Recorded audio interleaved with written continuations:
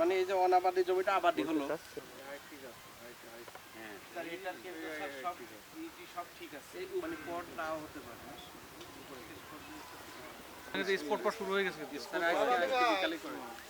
তখন দেখেছি যে এক জমিতে তো আসলে এতক্ষণ যেটা আলোচনা হচ্ছিল মাঠ দিবসে এসব সাহেব আছে না, ওখানে কি বরণ দেওয়া হয়েছে?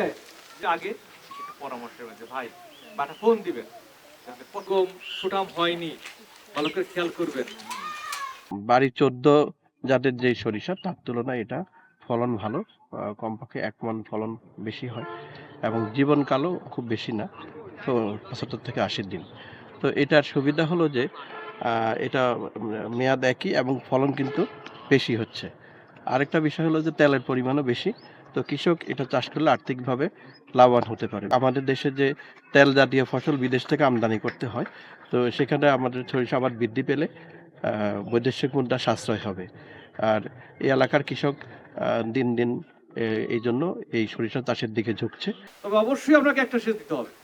আমাদের নতুন একটা জাত আমরা দিয়েছি, তিন জাতীয় ফসল উৎপাদন বৃদ্ধি 45 কেজি তেল পাওয়া সম্ভব। সেই হিসাবে দেখা যায় যে যদি 6 থেকে 7 মণ, সর্বোচ্চ 8 মণ ফলন পাওয়া যেতে পারে। ধরলাম 5 মণ সরিষা আছে এখানে, আশা করি যে 6 মণ ফলন এখানে হবে। আর 6 মণ ফলন হইলে আমাদের সময়দের তারা বক্তব্য দেবে। আমি অনুরোধ করবো, আমি ভালো বাড়ি সরিষা আগে ছিল যে 47 উৎপাদন বৃদ্ধি প্রকল্পের আজকের এই মাঠ দিবস ও ডিসকাশন সেশনের স্যার কৃষি প্রকৌশলী, কৃষি সম্প্রসারণ অফিসার, এছাড়াও আমার তার জীবাণু আসবে, এই শরীরটাকে নষ্ট করে দিবে।